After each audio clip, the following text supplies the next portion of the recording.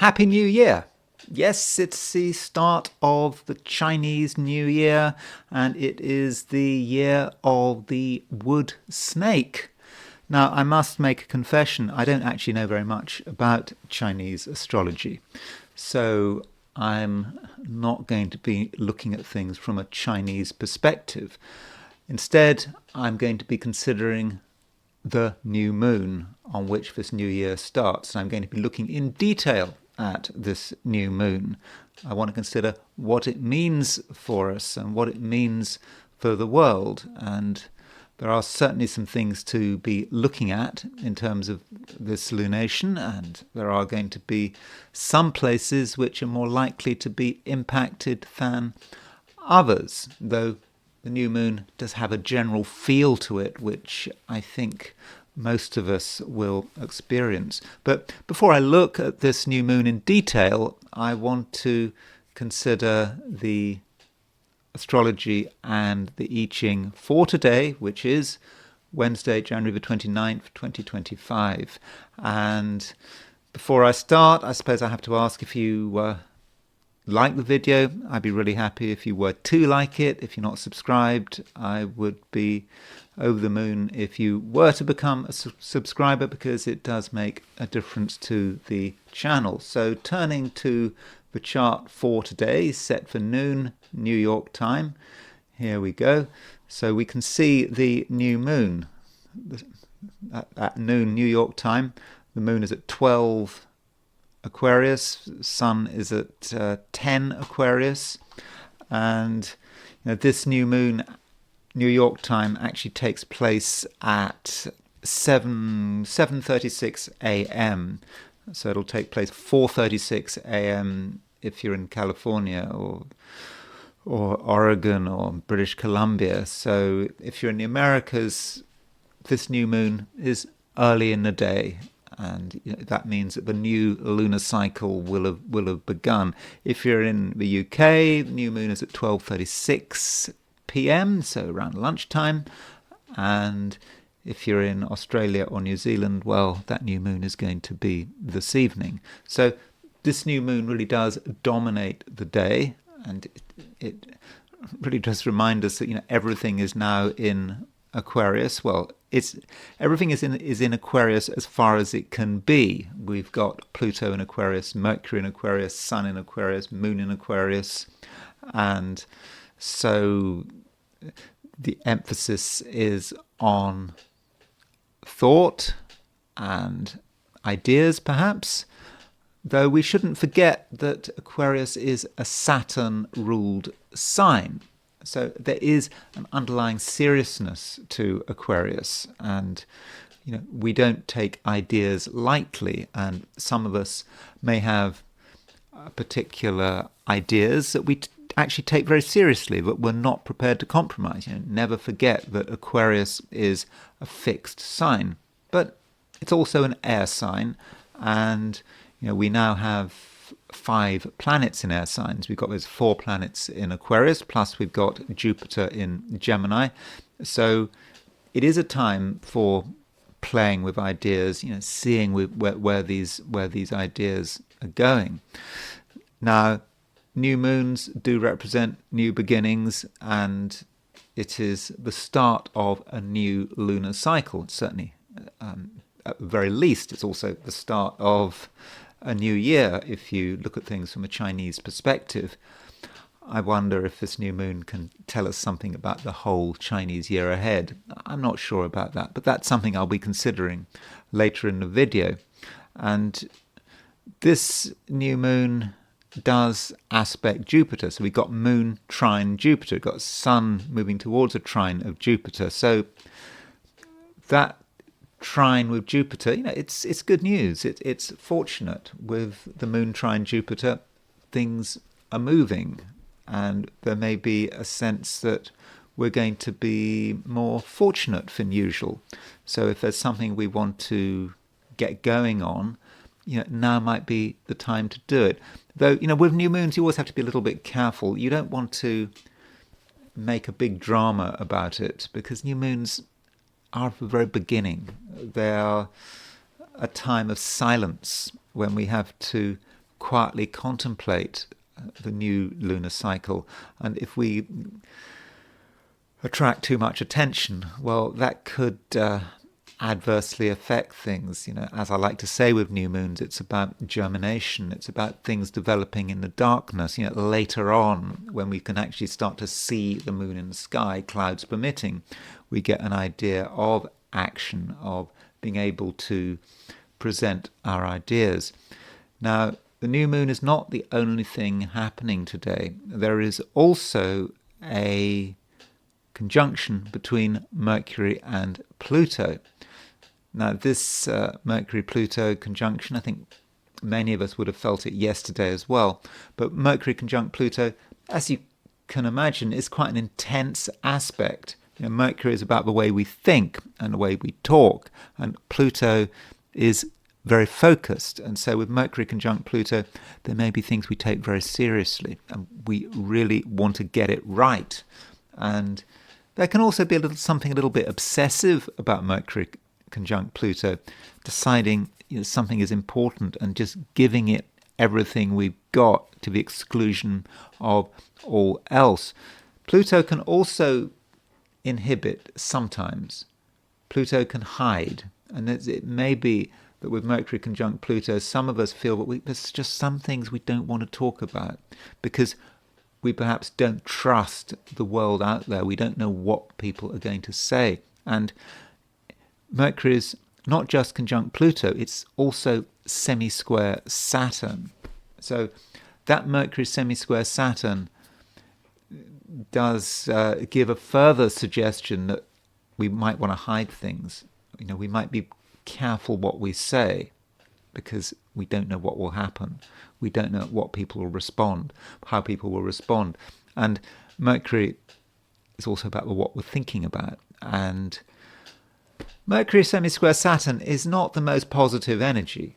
It may make us overly serious and overly negative, especially as Mercury is conjunct Pluto as well. So Mercury is under a certain amount of pressure, and we have to be careful that we don't take that Saturn and Pluto influence too far. So if we find ourselves being too intense, too negative, too single-pointed, single-pointed, single-focused, that might not be something desirable. Perhaps we need to snap out of it. So we mustn't let that get out of control. So that's the broad astrological picture. There aren't many aspects that are exact today, but those aspects which are exact, Mercury conjunct Pluto, Mercury semi-square Saturn, new moon, moon trine Jupiter, are potentially quite powerful. So this new moon takes place, as I've said, lunchtime in Western Europe, Africa maybe, in the morning in the Americas. If you look at the chart, though, from the perspective of Sydney, Australia, to get an Australasian perspective, you will see that the new moon is still developing. The moon hasn't reached the sun yet. So if you are in Australia or New Zealand, you just may feel this build up to the new moon, and for most of the day it's actually you're actually going to be part of the old cycle. So don't feel that you have to initiate anything. It may still in Australasia be a time for just tying up a few loose ends, because that new moon is not quite there yet. So I think that is the main difference between Australasia and the Americas and Europe. You're just a bit earlier on. You're very much in the old cycle rather than the new cycle, but only just. The new moon is going to happen late today, very late today, perhaps into tomorrow. So it is still a new moon time for you if you're in Australia or New Zealand, especially as the sun and the moon are in the same sign. Turning to the heliocentric picture, it's perhaps not quite as intense as it was yesterday. the Mars. Remember heliocentric picture. This is putting the sun at the center of the solar system. It's not quite as intense as it was yesterday. That there's still a Mars-Pluto opposition, but that Mars-Pluto opposition is starting to break up. It's okay. It's within a degree, so I think we can still feel it. There is a certain sense of struggle, taking things seriously, intensity. So that is there with this opposition, but perhaps not as powerful as yesterday. Jupiter square Saturn. So Jupiter is now 7 arc minutes away from that square with Saturn. Now, this Jupiter square Saturn so far seems to have been most powerful on Monday. Remember on Monday the stock market really collapsed. Well, not quite collapsed. Certainly the Nasdaq was down. I think it was went down 5% at one point because of these concerns about this new Chinese AI innovation. Being able to create a really powerful AI model for a few $1 million rather than 500. Rather than, I don't know, billions, and that was a bit of a shock for everyone. And that's something of a Jupiter-Saturn event, and still being concerned about the global economy. I think there are concerns, and I don't think they're going to go away anytime soon. But as I've said on several occasions, I don't think the whole world is moving into an economic collapse. Not yet. I'd give it 4 years, maybe until 2029, 2030. And this Jupiter-Saturn square is just a marker of time. But aside from that, I don't think there's a great deal going on heliocentrically. It's just very much a restatement of yesterday. Mars is still opposition Saturn, and Mars is still opposition Pluto, and Jupiter is still making that square to Saturn. And I think while that square to Saturn is in orb, and it very much is in orb, there are going to be concerns about the economy, and the markets are still not particularly stable. But I'm not telling you what the markets are going to do. I'm not giving any financial advice. I'm just looking at the astrology. So having done the sort of overall analysis of today's astrology, I want to consider the 12 signs. So these are my forecasts for the 12 signs for today, which is Wednesday, January the 29th, 2025. Aries. Aries, it is a time to think about the future, really. We've got a new moon in Aquarius, and I do emphasize think about the future, not necessarily act on your feelings about the future. And this reminds us and reminds Aries that there are 5 planets in air signs and no planets in fire signs unless you count Chiron, which I don't count Chiron in terms of deciding where the elemental balance is. And so the emphasis is on ideas. It is not about action. You might find this somewhat frustrating, there being a lot of talk, people saying what they're going to do, what they might be doing.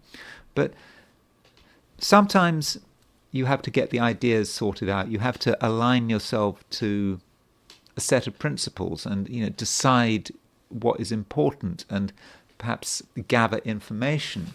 And this new moon is for you. It's very sociable. It is a time when Aries can be here, there, and everywhere, meeting different people. Hopefully, meeting different people who have a different perspective than you, and you don't have to agree with them, you just have to listen to what they say.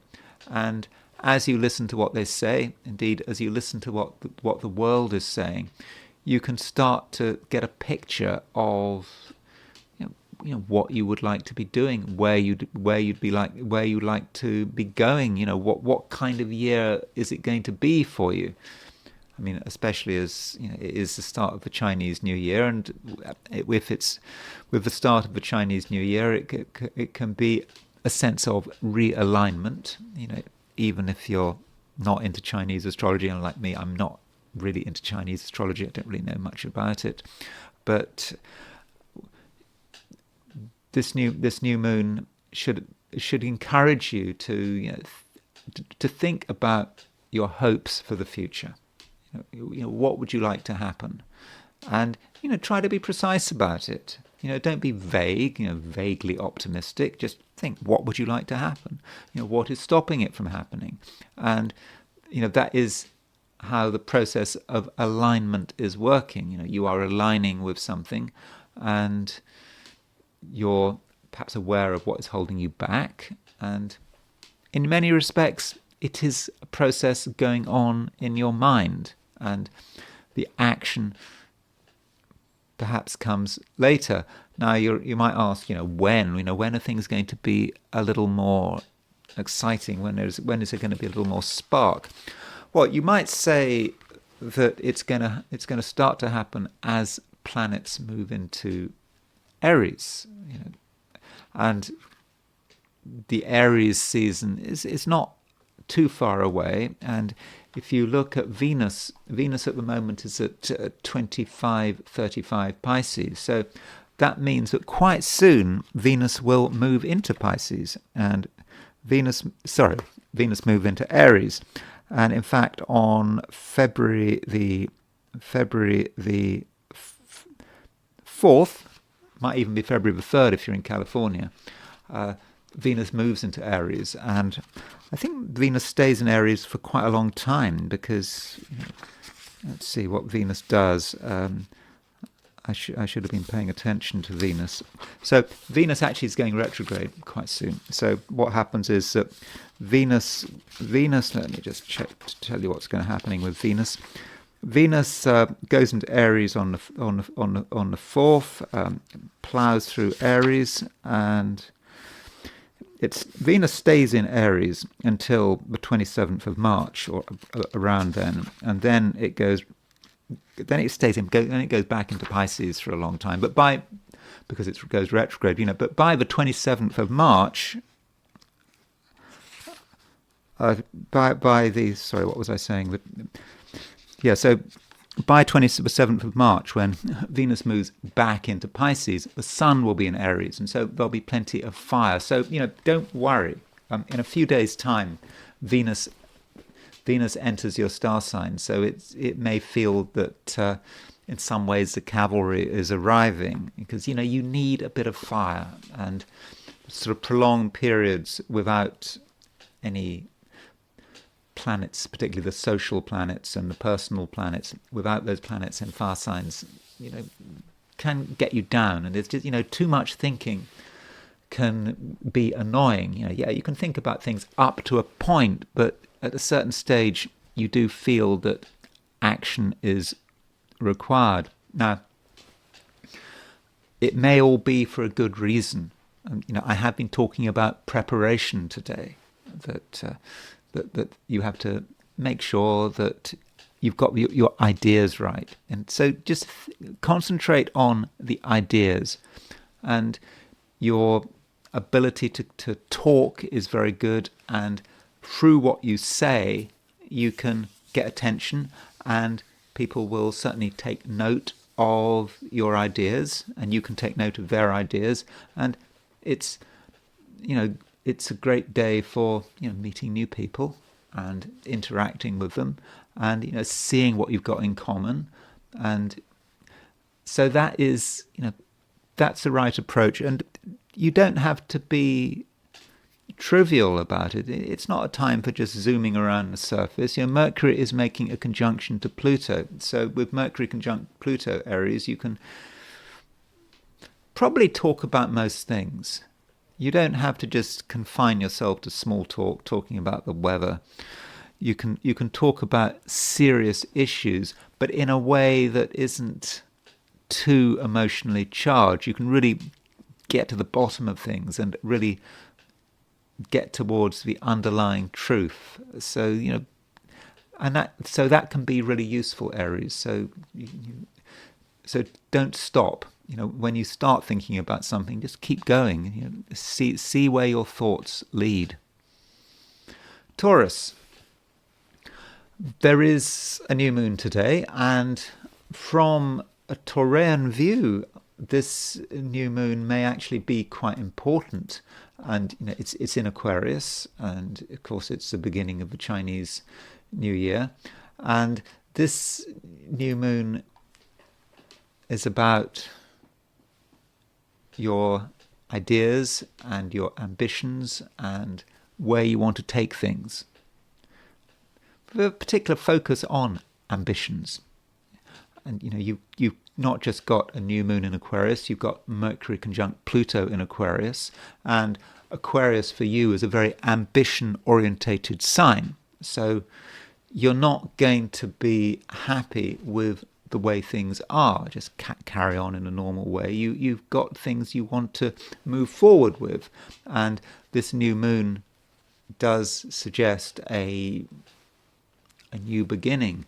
Perhaps recently there has been a certain amount of indecision, or you've been trying to think things through, or you've had big ideas, and these big ideas might not always have been particularly realistic. But now, with this new moon, it's time to get going and to be really very focused. And and you have to remember that Aquarius is a fixed sign. Aquarius likes to concentrate on one thing, often to the absolute exclusion of all else, and just go with it. And Mercury-Pluto conjunction is about really thinking deeply about it and really actually being almost passionate that something has to be done, and the new moon is that new beginning that you've been looking for. So, Taurus, it might actually be a day for committing yourself to something, and quite how long that commitment lasts for, well, I suppose that's up to you. You could say, well, you want to commit yourself to something and you want to achieve it by the time of the next new moon. So the next new moon is in about a month's time. That's one approach to commitment. Another approach might be to say, well, it is the Chinese New Year, so, why not commit yourself to something that lasts until the beginning of 2026? Where do you want to be by the beginning of the next Chinese year? Though I'm not particularly into Chinese astrology. I mean, I'm not saying there's anything wrong with Chinese astrology. I just haven't really studied it. I suppose I can't study everything. I've looked at Chinese. I've looked at Vedic astrology. I've looked at Western astrology, and maybe Chinese astrology was a system too far for me. And that means that you don't necessarily have to be thinking about beginning of 2026, the next Chinese New Year. And I would have suggested, Taurus, that you just keep it simple. What do you want to achieve by the next new moon? When is the next new moon? The next new moon is going to be February the 28th. The last day of February. Well, what do you want to what do you want to have sorted out by the end of next month? Because if you are absolutely committed to something, then I'm confident that you can be really, really successful. And part of it is finding things, tuning into what matters and ignoring the stuff that is totally trivial. Because this new moon in Aquarius does encourage you to discard things that are no longer useful. They might have been interesting, but it's now time to concentrate on just one or two things that really are important to you.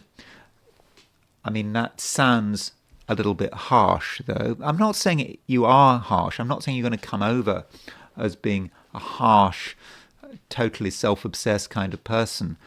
You can go about being successful and accomplished, and at the same time, you can take people with you.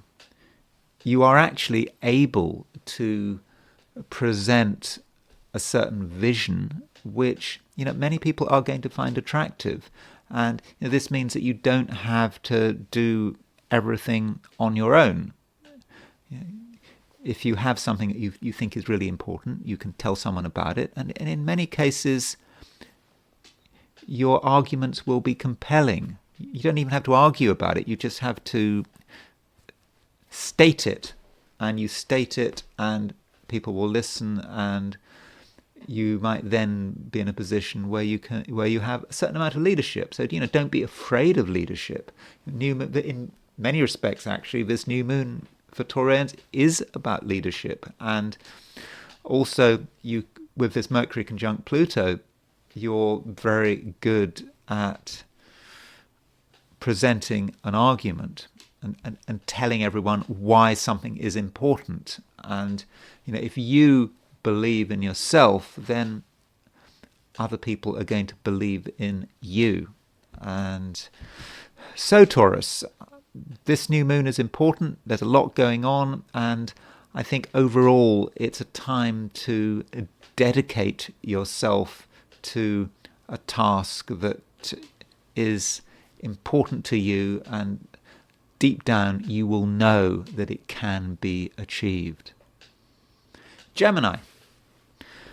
Mercury is making a conjunction to Pluto, and this must surely have an impact on you because Mercury is your ruler, and Mercury making this conjunction to Pluto does make you a fairly intense person.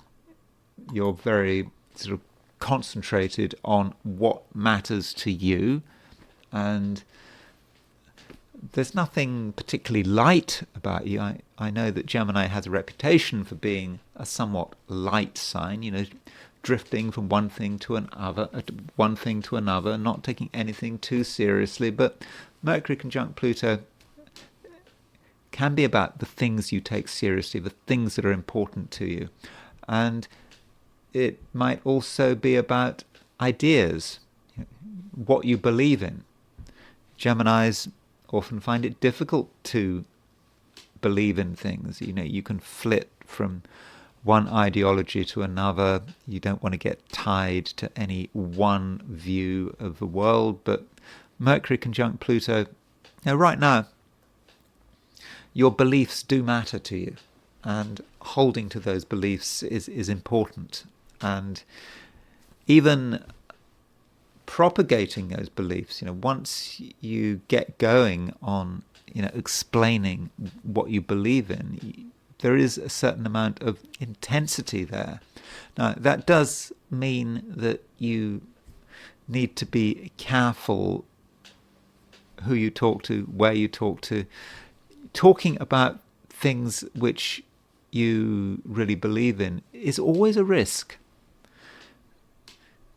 particularly if you haven't done your research. You haven't done your research, you think something is really important, you start talking about it, and then you find that the other person is beating you in an argument. You don't want that to happen. So if you are going to discuss things that are really important to you, be careful. Your own inner seriousness might trip you up. When you're serious about something, it becomes rather obvious, and that seriousness can make you a little too intense, and you might focus on the wrong things. And so be careful about getting involved in discussions that are important to you, because you just might take the whole thing too seriously, and you might come over in the wrong way. So if in doubt, don't say what's on your mind. especially if it's something controversial. And it might be a good idea to consider how you actually use the symbolism of Mercury. Mercury is certainly about conversation and communication and argument, but it can also be about thought and study and getting to grips with things. And perhaps that would be a better way of using the Mercury conjunct Pluto, getting to grips with something. It might be important to you, but you might not actually know very much about it. So it's a great opportunity to fill in the gaps, to take areas of knowledge that you don't feel comfortable with and make sure that you really understand what's going on. Perhaps you should read a book. Yeah, reading a book, not such a bad idea. Perhaps you can start reading some heavy book and perhaps commit to finishing it maybe by the full moon. May give yourself 2 weeks, or even by the next new moon. That gives you a month. Yeah, I don't know about Geminis and reading. I'm a really slow reader. I take in what I read, but I'm really slow. Maybe it's because I've got Taurus rising. But the most important event today, Gemini, is a new moon, and this new moon can be about what you believe in, and maybe, Gemini, you should try to have an open mind. You believe in lots of different things. You might believe in things passionately, but you can move from one passionate belief to another passionate belief. And the new moon is perhaps a possibility to open yourself up to something new, a new idea about the way everything works, a new set of principles. And you can be open-minded at the time of a new moon. That is okay. This new moon could also be connected with travel and overseas connections.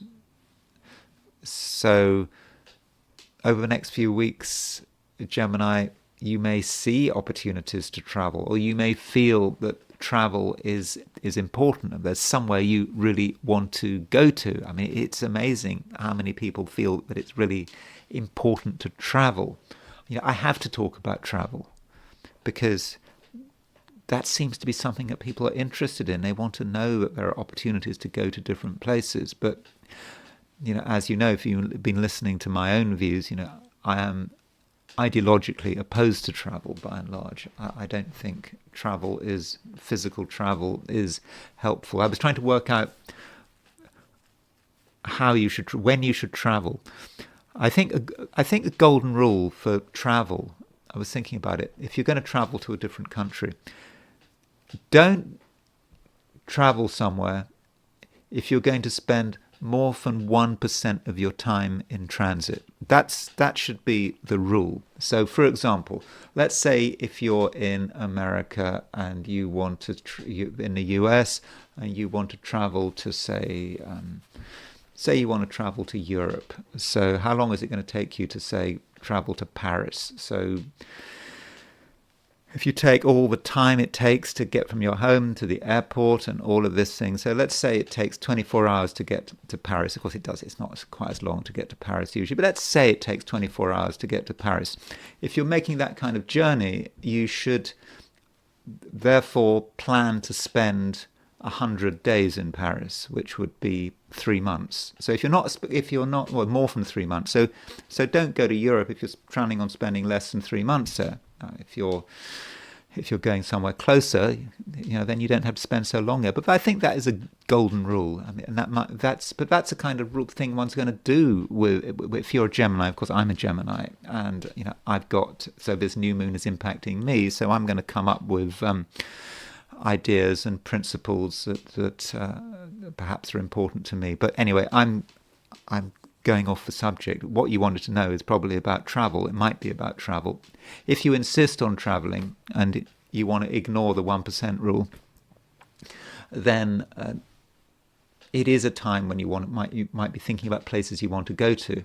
And you might want to really, over the next few weeks, sort out your travel plans. And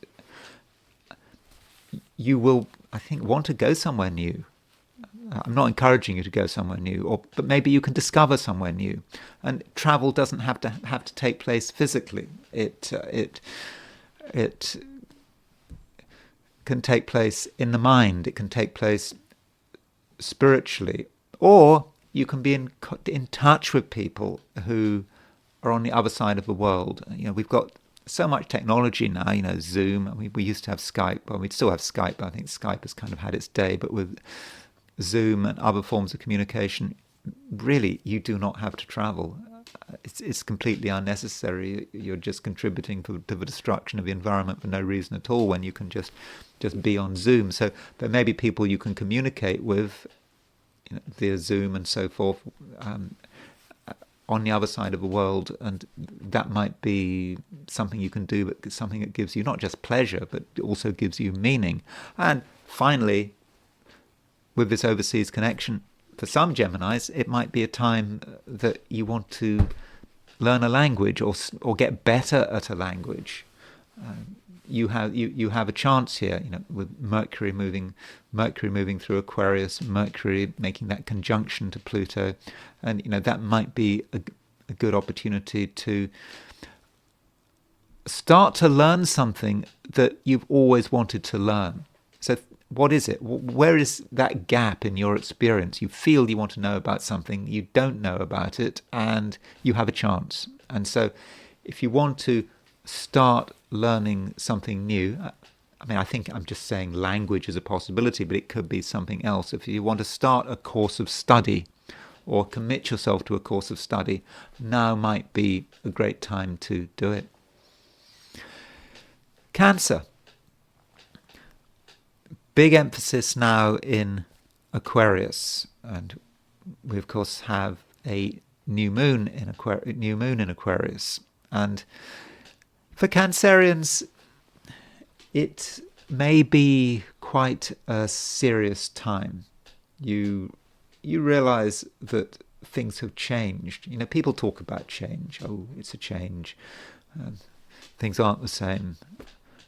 But when you talk about change, it really is change. It's real change. And the biggest changes often can't really be discussed. And Cancer, I think that you just know that there has been a change, and it may be connected with the new moon and the fact that an old cycle has come to an end. Of course, if you're into Chinese astrology, it would be the fact that an old year has come to an end. And with this new moon, you can for sure be aware of what that change might be about, but it's not something you want to really discuss, because it is very personal. And if you talk about change and how you want to change and how other people want to change and so forth, it almost trivializes it. Because if something can be talked about, can be discussed, then how important is it really? And it may be a time when some Cancerians just want to ponder, work things out on their own, in their own way, and you're not being antisocial. You're using the surrounding energies in the best way, especially as the moon is making a trine to Jupiter. In fact, this new moon is trine Jupiter. I'll be talking about the new moon in general sort of later in the video, but having the new moon trine Jupiter, moon trine Jupiter, you are aware on one hand that something is happening, that it is significant, but also you're not too bothered by it. You see it as a positive change. Even if certain people, certain situations are moving out of your life, you're okay with that. In fact, that might feel kind of satisfying. There is that sense of completion. And as one thing completes, you have to get to grips with something else. And whatever the next thing is, whatever the next stage is, Cancer, it's a time when you want to take it really quite seriously. You want to really get to grips with it. And you've got not just this new moon, but you've got Mercury is conjunct Pluto. Mercury is also semi-square Saturn, and that semi-square Saturn might have implications for relationships. But in terms of that Mercury conjunct Pluto, that is about very deep thought, and it's about you thinking very deeply about this process of change. And it may be a situation where you just can't be helped. No one can help you. No one can really help you understand things. It's something you have to do on your own. And with this Mercury semi-square Saturn, that might have a connection with relationships. It could be that your thought processes and the way you're trying to understand something are at odds with the way another person is thinking about it. And your first impulse might be to get someone's advice, to talk to someone about something that really matters to you. But how useful are they going to be? I don't think they're going to be useful at all,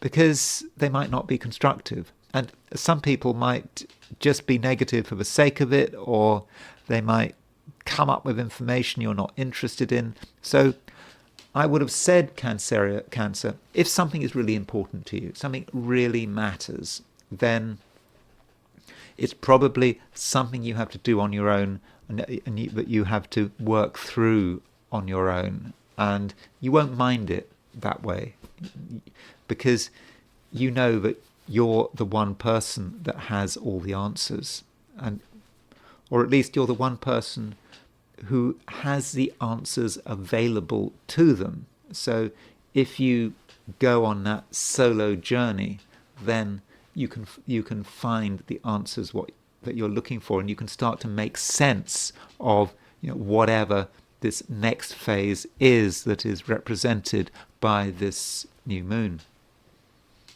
Leo, there's a new moon today, and this new moon is in Aquarius, which is your opposite sign.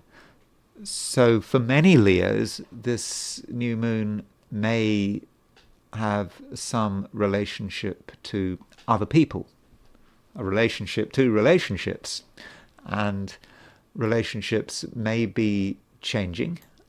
They may be in a process of getting stronger, or maybe getting weaker, but you know what you want. You have a clear idea about what kind of people you want around you, who can be useful, who can just mess things up, who's going to hold you back. And this might make you slightly picky. Not everyone is going to be suitable, and so you might actually find yourself being relatively judgmental, asking yourself, is this person useful? Can this person be helpful? And also, do you agree with what this person is talking about? I would suggest that you're not too judgmental.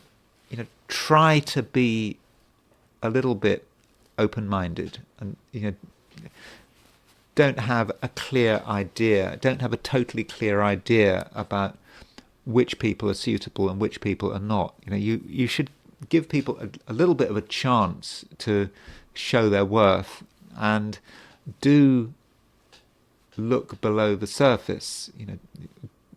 Don't take someone at face value, for example. You could instead try talking to them, and just keep talking to them. There is a conjunction between Mercury and Pluto in Aquarius, and Mercury and Pluto can be about conversation, but a particular kind of conversation, a conversation which is looking for answers and is quite intense.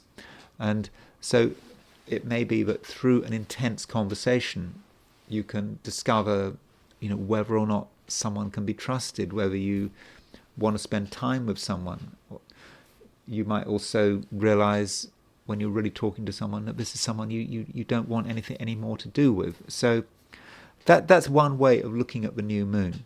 Another way of looking at the new moon is to say, well, this may be a time when Leos don't have quite as much power as they did in the past. And just because you don't have much power or as much power, it doesn't mean it's a bad situation. You can't be powerful all the time. And as I like to say about Aquarius, particularly talking to Leos, is that Aquarius is the anti-Leo sign. It's giving you a different view. It's saying that you have to consider other people and consider the areas in your life where you're not in full control, and that is very much emphasized at the moment. And so you don't feel that you always have to be the one making the decisions. You always have to be the leader. You don't. And by letting other people take the initiative, it can actually take the pressure off you. You can see where they're going. You can see where they want to go.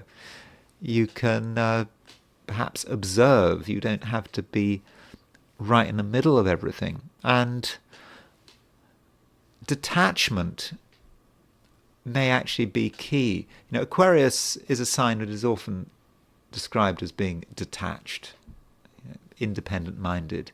And it is a time, Leo, when you're perhaps more detached than usual, or rather you can be more detached than usual, particularly on a mental level. There is this Mercury conjunct Pluto, which can be very undetached for some people, can be very much about being obsessed about certain things, but that doesn't have to be you. And if you can somehow create a state of mind which is not obsessed with anything, doesn't have any beliefs. I mean, I know you have your beliefs, but just to suspend those beliefs. Just don't believe in anything. Don't allow things to upset you. Don't be fazed by what people say. Just try to be as fluid as possible in your thought processes. And in doing so, you're very much going to de-stress yourself. That'll give you a sense of comfort in that detachment, because you'll maybe know that it's other people taking the action, other people coming up with the ideas, other people doing what they feel they want to do, but you don't have to be part of it. And it may be almost a little bit aloof, but in the process you're not creating any trouble. No one's bothering you because you're not bothering them. And that is, at the moment, the right state of mind. It's not the state of mind that needs to carry on forever. It's just perhaps over the next day or two, if you can create a sense of super detachment, I think that would make things a lot easier for yourself. And it would just also mean that you're steering away from trouble, from argument. There is a Saturn Mercury semi-square today, and that Saturn Mercury semi-square may be about people having a lot to say, but saying things which may be rather negative, or other people's sort of very negative attitudes, and you're aware of other people and their problems. But if you're just detached and you can just watch people, go through their own dramas, without being involved, again, that would just make things so much easier for you. So that should be the emphasis for today. not feeling you have to be in, not feeling that you have to be in complete control, and yes, cultivating an attitude of detachment. Virgo. Virgo, there is a conjunction between Mercury and Pluto. I mean, you felt this conjunction between Mercury and Pluto yesterday, but today it is exact. And with this conjunction between Mercury and Pluto, you're quite serious, I would have said. There are things that you regard as being very important, and I don't think you want to be distracted.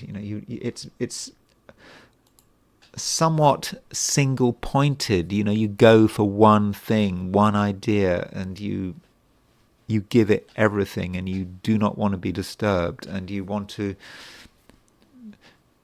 take it through until you've got some kind of satisfaction. That raises the question: will there ever be satisfaction? Sometimes if you're obsessed about something, and you really want to give it everything, one obsession can lead to another obsession. So you obsess about it, and you think about a possibility, and then you think about another possibility, and it can drive you crazy. So don't get obsessed about things just for the sake of it. It might seem like the path of least resistance, but I don't think it's going to be easy, and I don't think it's going to be comfortable. And at some stage with this Mercury conjunct Pluto, it might be a good idea just to let go. And that's especially the case if you're obsessing about something from the recent past, because we have a new moon today. The new moon is the beginning of a new lunar cycle. It's also the beginning of the Chinese New Year. And so it may well be a time for letting go of the past. The past is the past. The struggles of the past, the obsessions of the past, you don't want that to colour the future. And so Mercury and Pluto, the Mercury-Pluto conjunction may actually be about elimination. Something being mentally eliminated. You've taken it so far that you can't take it any further, and you're just going to release it. It's done. And move on to something new, move on to new mental challenges. Mental challenges, that doesn't sound right. Intellectual challenges, that sounds better. And the new moon is an opportunity to prepare. I don't think there's anything you absolutely have to do in a sort of creative and constructive way. It's more about clearing the decks, making sure everything is clear, that all the things that have been cluttering you up, holding you up, are gone, and that you're just now ready to take on the new. And one other thing, I said that Mercury was conjunct Pluto. Mercury is also semi-square Saturn, and that Mercury semi-square Saturn does need to be treated with a certain amount of caution. Part of it is what I've already talked about, getting obsessed about things, taking things too seriously, taking the past too seriously. That's not something you want to do. Mercury semi-square semi-square Saturn might also be about a certain amount of negativity. It has to be that. I mean, Mercury semi-square Saturn can't be positive. It is about negativity. And it's about looking at things in the worst possible light, thinking about what can go wrong, and exaggerating what can go wrong. And of course that feeds into that Mercury conjunct Pluto, and you just don't want to go down that road, and you don't want to express it, because Mercury semi-square Saturn can be quite harsh in its language. So, what are you saying?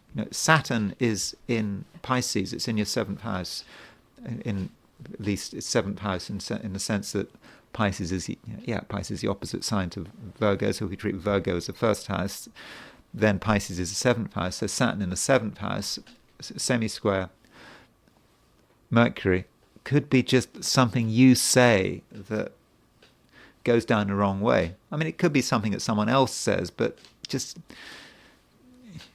do what you can to keep the peace. And just remember, with Mercury conjunct Pluto and semi-square Saturn, that words have power. They really can. And yeah, they can upset people. And on a positive note, the moon is making a trine to Jupiter. And in fact, the new moon is making a trine to Jupiter. And from a career business perspective, this new moon trine Jupiter I would regard as being really quite good. It does give you a certain amount of luck. Now, you might not think that you've got luck because, Mercury is semi-square Saturn. That can encourage you to negativity. But if you focus on moon trine Jupiter rather than Mercury semi-square Saturn, you'll start to see what is possible. And, think about what you would like to achieve at work. If you have a business, or it may not be about work or business, it just could be about your ambitions in general. Do think about what is possible and think about what you can do maybe today to start to make it possible. What small actions, small preparations can you work on that really could make a big difference? And if you really try with a positive attitude with this new moon trine Jupiter, you will eventually start to see the benefits. I'm not saying you're going to see the benefits today, but I think over the next few days you'll realize that you have made the right preparations, and that your actions today and tomorrow may actually be a really good investment for the immediate future. Libra, it's a good time for you. I said that yesterday, and I repeat that. There is a lot of stuff going on in the sign Aquarius, and Aquarius is a sign that Libra has a natural affinity to. Aquarius, it's an air sign. Libra is an air sign, and the sign Aquarius is about you and what you can do, and not doing things to please other people.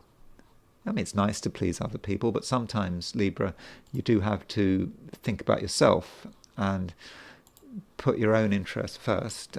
And in particular, it's your own creative interests. You have your own role, as I was saying yesterday, and this can link to your overall destiny certainly for today, but perhaps for destiny you were born with. There are times when you're closer to your destiny than at other times. But today I think you are close to it. And if you feel that you should be doing something, that you were actually born to be doing something, then go with it. And there is this new moon today, and this new moon for you is a fortunate beginning, which reminds you about who you are and what makes you special. And furthermore, this new moon is trine Jupiter. So new moon trine Jupiter, new moon in Aquarius, trine Jupiter in Gemini. So the third air sign is of course Libra.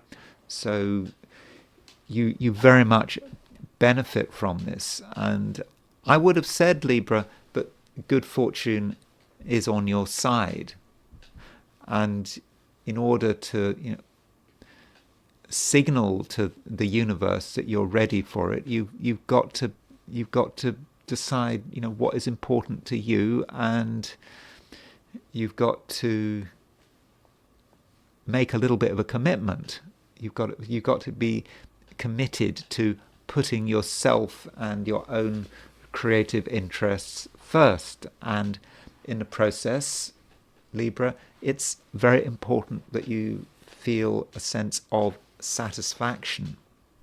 And maybe that's how you can actually judge the value of what you are doing.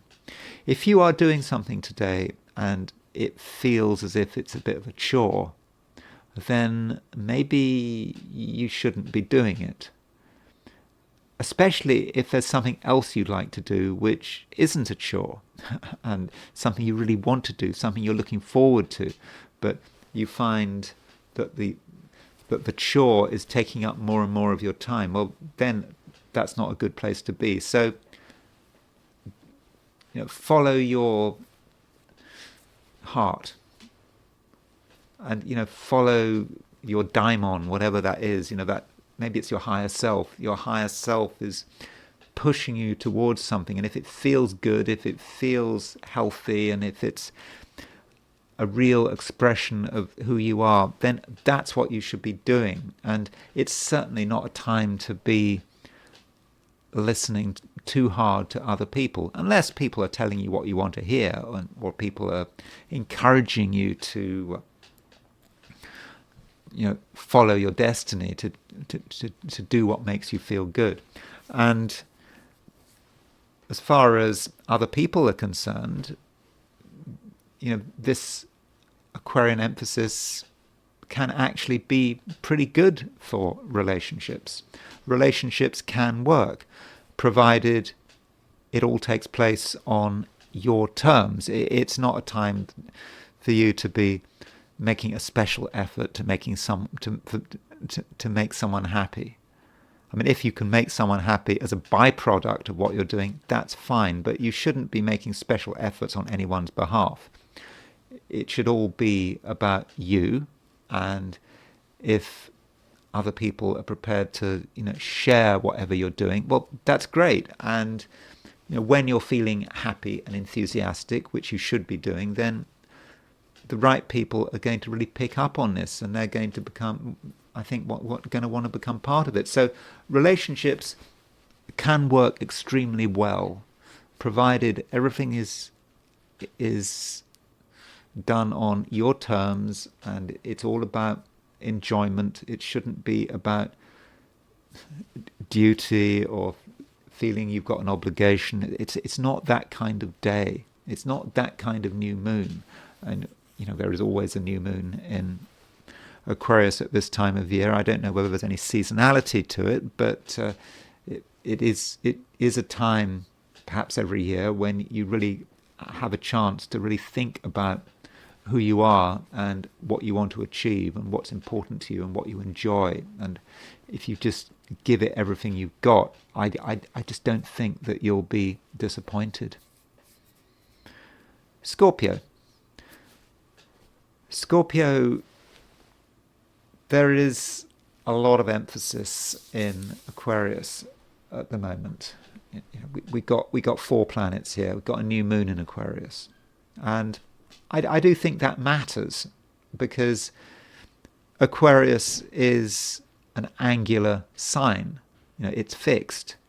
Scorpio is a fixed sign, and Scorpio does very much focus on what is important to you, and making sure that you have a certain amount of stability. Stability matters. You have to know who you are.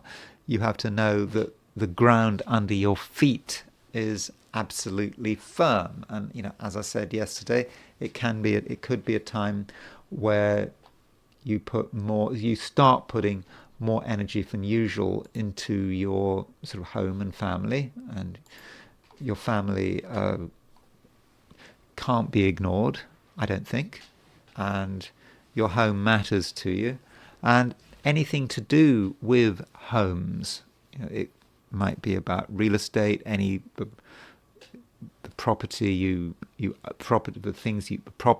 own, if you're renting, all of that does matter to you. And with this new moon, it's an opportunity to really stabilize things. And so if you have recently thought that things weren't necessarily going your way, or that you didn't really know what was going on, now is a time to take a stand and taking a stand in your own world. You shouldn't be worried about what other people are thinking, outside your own world. So your family matter, but people out there in public, what they think, that's not what it's about. It's in a way then quite a Scorpio time. Scorpio has a reputation for being a little bit insular and sometimes wanting to hide. That's not you all the time, but right now, having a certain respect for your own boundaries is going to be quite important. Now, with this new moon, it could represent a new chapter in terms of your attitude to your home and where you live. You may make a decision about how you want to change where you live, or change living arrangements. And if you feel that you are unhappy where you live, you just feel that it's not right for you for whatever reason, then this new moon may encourage you to make a change. But it's not a full moon. A full moon is about a recognition that something is wrong. Full moon is about seeing the truth of the matter. But this is not a full moon, this is a new moon. And of course it's the beginning of the Chinese New Year. So the new moon is not just about a realization of the present, it's about a dedication to something new. So it might be, for example, with this new moon, that you realize what you want. You realize how you'd like to live. And it might be that your current living arrangements aren't perfect, so you just want to make some changes. It may be in certain cases you decide that where you want to live, how you want to live, can't be realized, can't be met by where you're living at the moment. So in that instance, in that case, you might feel that it's time for a change, time to move somewhere else. I think that's not likely to be the case, but I think it is a possibility.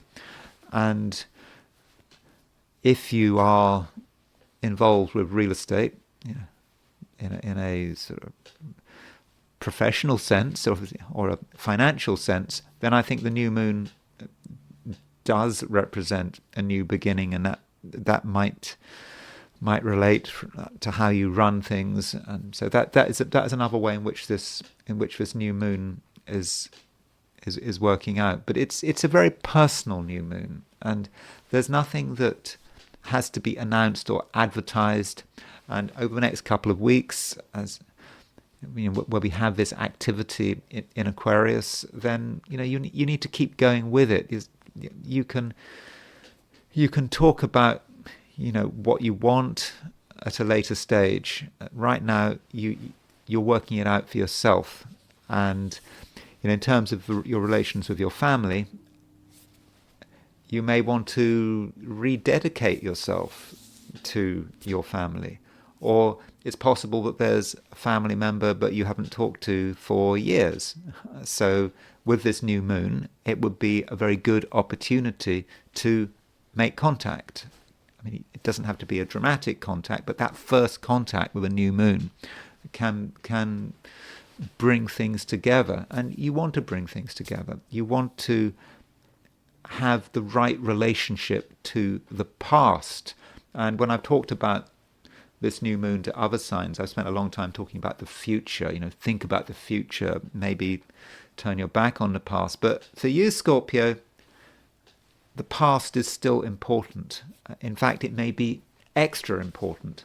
And it is a time when you need to connect with the past and make yourself, feel secure in the past. And if things have not been discussed or things have been kept secret from the past, it's now time to address them. Mercury is also conjunct Pluto, and so Mercury conjunct Pluto, Scorpio, can allow you to dig deep. could be that you want to, study your family, get involved in genealogy. I mean, I'm not entirely convinced about the value of obsessive genealogy or genealogy, how do you pronounce that, whatever it is. The problem is that, everyone finds if they take things back far enough that they're related to everyone else. And so, everyone is the 27th cousin of someone else. And so I'm not suggesting you do that. It seems to be a bit of a waste of time. But it's all about finding a sense of who you are on a sort of a historical and maybe even sort of genetic level, and just taking it to its absolute basics. And I think that is important for Scorpios at the moment. Sagittarius, you remain in quite a strong position. Things are, by and large, going your way, and there's no need to feel frustrated or to feel that anything is hampering your progress, because it's not. And if you do run into any obstacles over the course of the day, I think that you will have little difficulty dealing with them. You'll know what to do, and it won't take a lot of effort. It may just be about willpower. Your willpower right now is very strong, and at the same time, the things you say have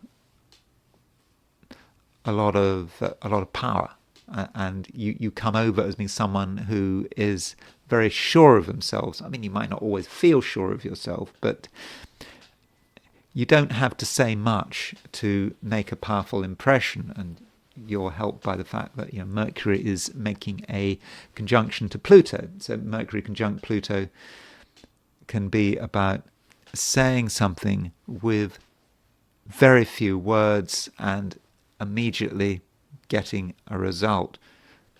Few words. I think actually that might be important, because Mercury is making a conjunction to Pluto, and it's also making a semi-square to Saturn. So Mercury semi-square Saturn does limit what you say. Saturn is not into just talking and talking and talking. Saturn likes to get to the point. And so decide what you want to say, and it's not just the words that matter, it's the way you present those words, and it's the underlying strength of character that is behind those words. And so by choosing your words carefully, you can, I think, get an immediate impact, and people really will listen to you. And make sure you do a bit of listening yourself. Mercury can be representative of another person. With Mercury conjunct Saturn and Mercury conjunct Pluto, Mercury semi-square Saturn, this might represent a person who is somewhat under the weather, probably psychologically. They feel a bit sorry for themselves. They don't feel that they can fully express themselves. Perhaps they feel overwhelmed. So if you come across someone in that kind of situation, maybe there's something you can do, something you can just get them to come out of their shell and tune into that Sagittarian vibrancy. But you have to be subtle about it. Some people are taking the world seriously, and you need to respect their seriousness, but not assume that it's a permanent state. So get people to talk a bit. Maybe you should try to get other people to do the talking rather than you do the talking. And it just might at first be hard work teasing those words out, but I do feel there's something you can do in a positive and perhaps healing way with other people, some other people who, as I've just said, do seem to be psychologically a little bit under the weather. Now, one aspect we do have is a trine between the Moon and Jupiter. And, this Moon trine Jupiter is, is about relationships, it is about other people, and it kind of reinforces what I was saying, perhaps about getting people to come out of their shell, but not through excessive talking, just by letting people be and letting people feel your presence, because you do have a powerful presence. And also, with Jupiter and Gemini, you have a certain capacity to empathize, to understand what other people are thinking and feeling. So you're able to adjust your approach as you get close to someone, as you get an idea about the person you're dealing with. You can change this approach, and someone says something, you make a change, you make another change, and so in that way you can get people to trust you, and that trust comes about almost as a dynamic process. You just constantly responding, and creating a situation where in the end you are trusted. And of course, once you are trusted, well, the sky's the limit. Once people trust you, they will listen to you, and you can perhaps say more. You start the day not wanting to perhaps say very much, but as you get trust, there's more you can say. You can say more about yourself and what you want. So it's not a day when you should be looking for immediate results, especially as there's nothing in fire signs. There's only Chiron in Aries is the only thing in fire signs. So there's nothing in fire. So if there was a lot of fire, that might have been a time when you could have been looking for immediate results. But today is slow, and with these planets in Aquarius, it's a slow process. Aquarius is a fixed sign, but you keep going. You keep listening, you keep responding, and in the end, you do get the trust that you're looking for. And of course, there's a new moon today, and this new moon is also about making contact. This new moon might be about neighbours, because new moon is in the third house, and third house, or the third sign from Sagittarius. And of course, in astrology, the third house can be connected with neighbours. It can also be connected with siblings. And so neighbours and siblings are people you might want to get in touch with. With your neighbours, you might feel there's nothing to say, but you don't have to say very much. So if you haven't been talking to your neighbours, or if you've never talked to your neighbour, then over the next couple of days with this new moon, that might be a good chance. And siblings, if you have brothers and sisters, particularly brothers and sisters you haven't talked to for years or even decades, then with this new moon, you have a chance to get back in touch. You don't have to do anything dramatic. One phone call, one email, one letter. That might be all it takes. So that would be, I think, a good way of using this lunation. Capricorn,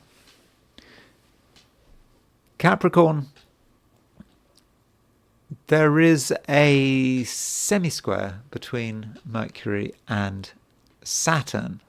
And a couple of days ago, we had a semi-square between Saturn and Pluto. So what's really happening is that we've got a conjunction between Mercury and Pluto, and this Mercury-Pluto conjunction is effectively making the semi-square to Saturn. So Saturn is your ruler, and it does represent something of a challenge. You become aware of something that maybe you don't really want to be aware of, and it kind of might disturb your peace of mind.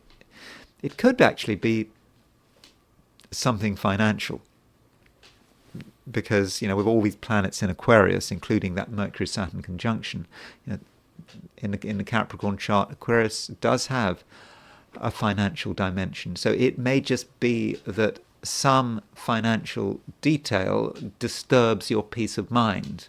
You thought everything was sorted out, everything was clear, then you hear something and you have to deal with it, and it's just annoying, and you just have to just accept it.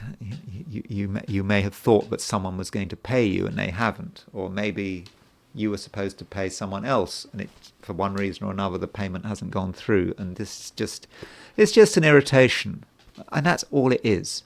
It shouldn't be treated as anything more than an irritation. And with this new moon in Aquarius, there possibly is going to be continued emphasis on money in general. And the new moon may represent a new phase in terms of your money, as something new you have to put your money into.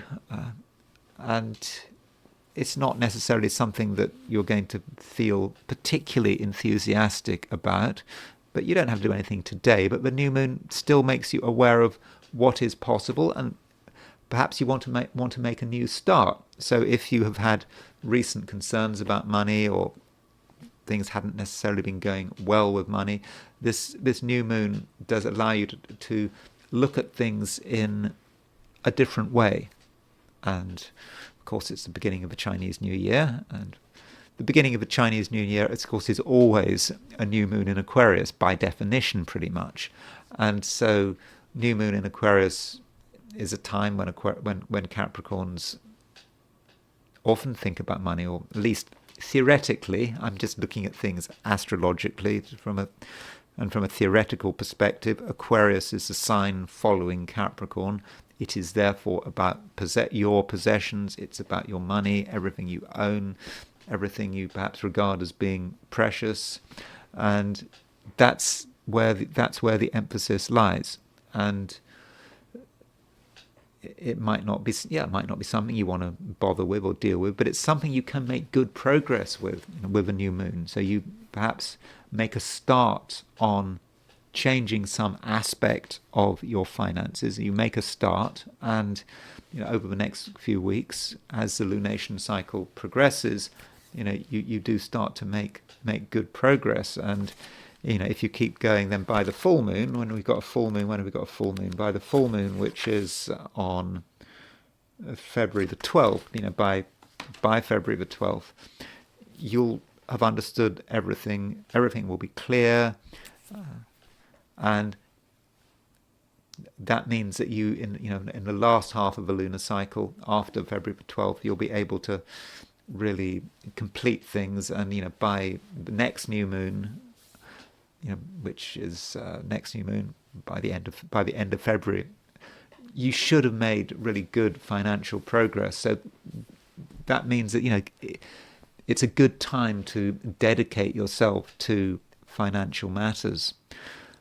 And in the process, Capricorn, I do think that you're going to be quite persuasive. So if there's something you want, then I don't think there's going to be much difficulty getting it.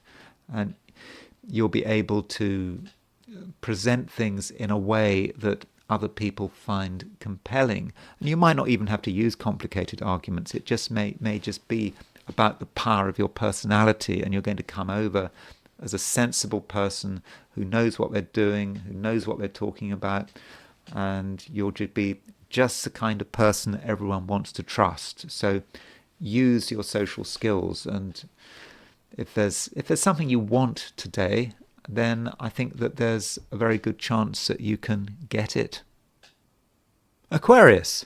It's all happening in your sign, isn't it? We've got 4 planets in Aquarius: Pluto, Mercury, the Sun and the Moon, and there is a new moon in Aquarius, the start of the Chinese New Year. And also, this new moon is trine Jupiter.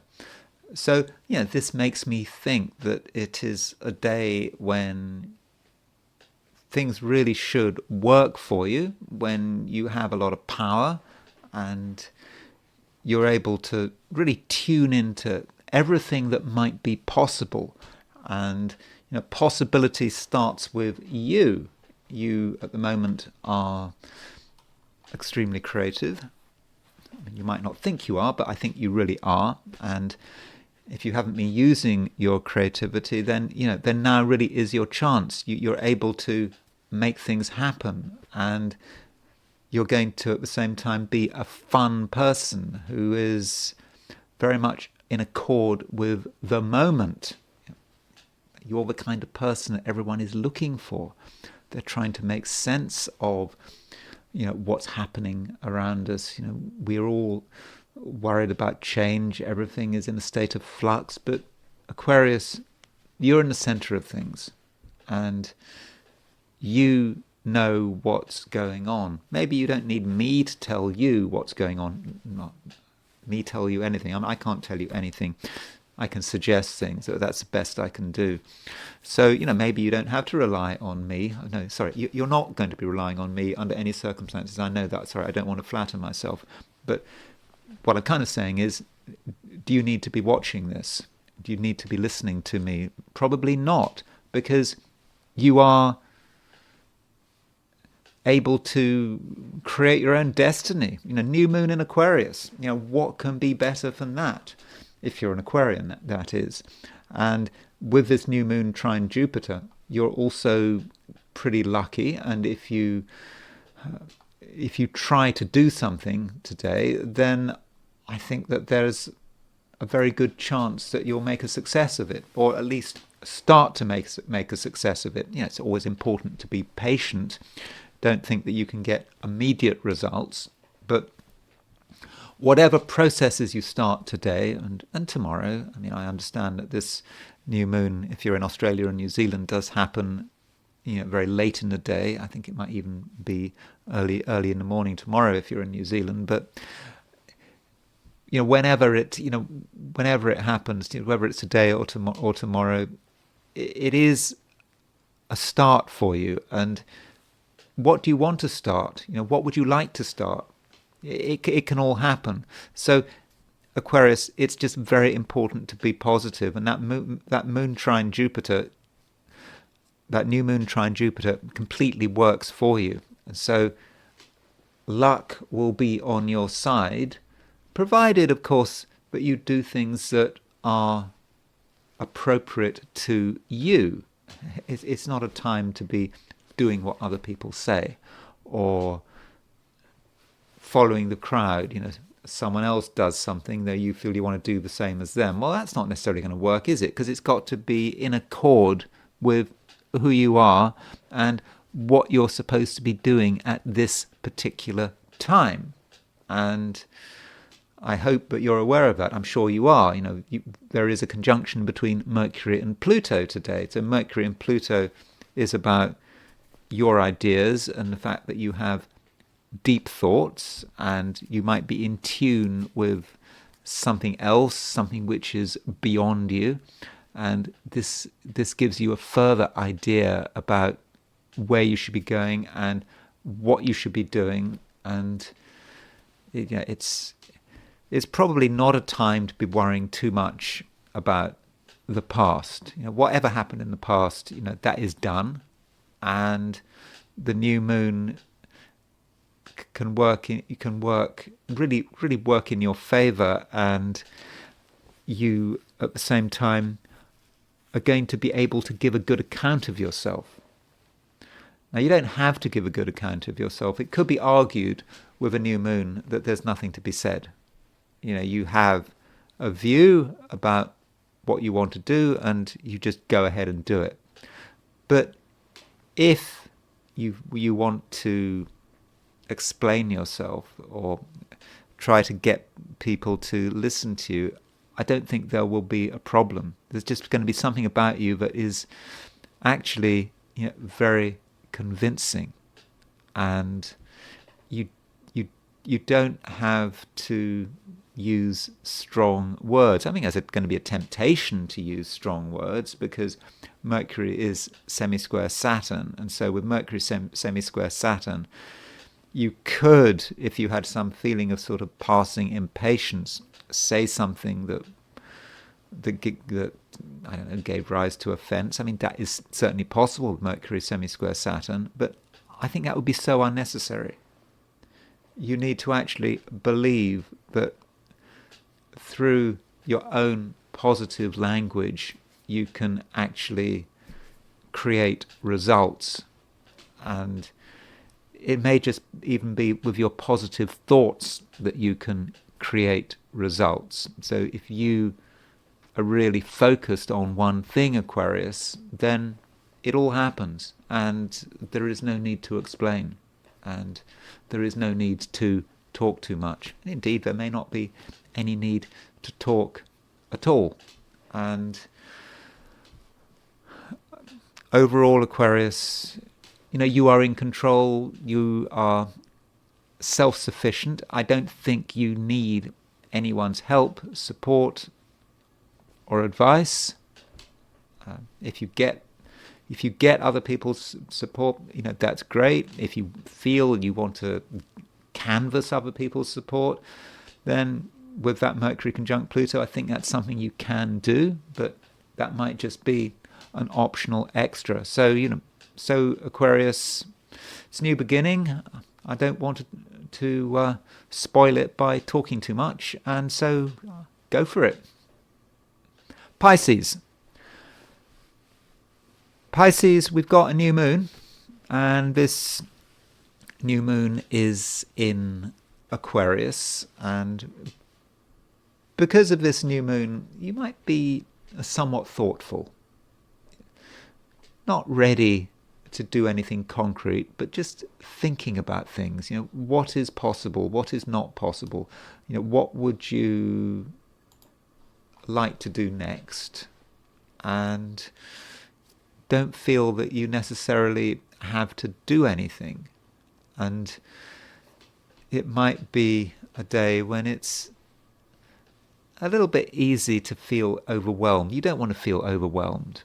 It is a busy day in a sense. We've got a new moon, we've got Mercury conjunct Pluto, we've got Mercury semi-square Saturn, and if you engage with the world and its problems, you just might feel somewhat overwhelmed. And so it might be better, Pisces, if you were to do nothing in particular, not feel that you have to make any decisions or make any commitments, and just do what you feel that you're comfortable with. And I think with this new moon making a trine to Jupiter is your ruler, with this new moon making a trine to Jupiter, I do think that really is something you actually can do. You can just be comfortable in your own skin, not feel at all pressurized, and also recognize that there are some things that probably don't need to be discussed, and there may be pressure to say things from other people. Other people may be asking you questions. Mercury is making a conjunction to Pluto. Mercury conjunct Pluto might be someone who is curious, who wants to know more about you, and you're tempted to give out information, but it's not the right thing to do. So perhaps you should just monitor other people and what they're doing. With this Mercury conjunct Pluto, Mercury semi-square Saturn, some people may be behaving in an unusual way, and they may be concealing the fact that that something is going on psychologically. I'm not talking about anything pathological here, but Mercury conjunct Saturn may be about someone who is really quite worked up about something. They're holding something back, but they're quite intense and they're not revealing things. And so it may not just be you who is being a bit secretive. Other people could be secretive as well for their own reasons. And that could make relationships a little bit uneasy. And so over the course of the day, Pisces, I would be careful about who you mix with, and don't feel that you have to spend long periods of time with one person. However much you care about this one person, it may not work out, and instead you should really try to be as self-sufficient as possible. And self-sufficiency is arguably actually where your luck is. When you are self-sufficient, when you're undisturbed, when you're doing things your own way, when you've got complete freedom, that is going to be when you are most fortunate. And those are my forecasts for the 12 signs. And I now want to look at today from the viewpoint of the I Ching. So I asked the question, what is Wednesday going to be like for those watching the I Ching section of this video? And the first hexagram I got was hexagram 63, after completion. Something is finished. It might feel like that. And it's only just finished. And that may be connected with the new moon. The new moon has happened. We've progressed from one thing to another. We've perhaps moved from, one Chinese year to another Chinese New Year. And at first, there might be a certain sense of optimism. We've finished. We've got to the other side of the bank. Now we're ready for new challenges. It's a new moon after all, and I've tried to be as positive as possible about this new moon. But just because we've finished something doesn't mean to say that all of the problems are over. And what the I Ching says about this period after completion is that it can be a time of chaos, and the idea that things are not necessarily going to get any better. And that we haven't really prepared ourselves for the future, and we're still trying to sort ourselves out. And we have the bottom two lines moving, and the bottom two lines actually are quite difficult. That bottom line is suggesting that we are somewhat stuck, that we've gone as far as we can go. We're trying to make this transition, but for the moment we just can't get any further.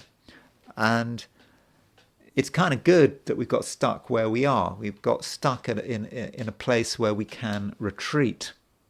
And because if you think about it in terms of crossing a river, you're stuck on the near bank. So this question is, to what extent are we really completed? I think what we're actually dealing with here is a process of transition. That's how we should see it.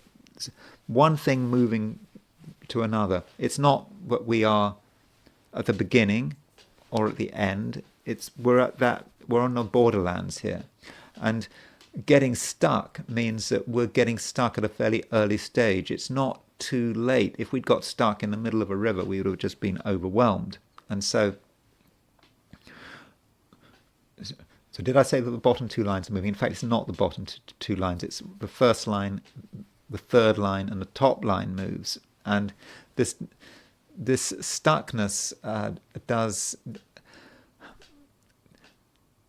does kind of work in our favor, because we know that we can't go any further. So it's just a good idea to break and not feel that we have to be under any pressure to move on. But there is still temptation to keep going, because we feel we've got something we want to finish. We do want to get to the other side of a bank. There is that stress to get there, and there's a danger that having retreated, we feel we have to move. We have to decide. We have to keep moving, and there's still this danger that we just take things too far. There is this pressure to move.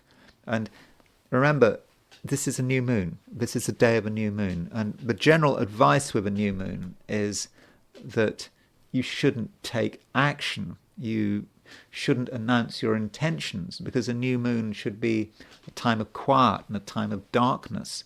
And if we're trying to make progress during the time of a new moon, is there any chance of it working? Because we're just being too quick. And in the end, we could take things too far. And if we take things too far, well, we could be overwhelmed. And the I Ching, with this top line moving, yeah, the imagery the I Ching gives to that top line is just being overwhelmed by the water. The water going over our heads. And when you hear the I Ching talking about water going over your head, that is as bad as it gets, and it's not a situation that we have to go through with.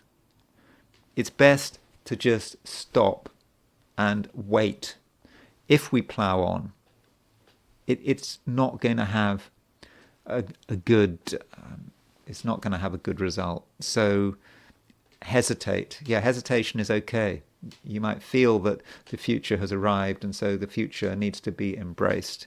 But no, it's a new moon. It's a time when we have to take stock of things, and that leads to the next hexagram. So we've got the first, third, and the sixth line moving, and so that moves to hexagram number 20, which is a much calmer hexagram, contemplation.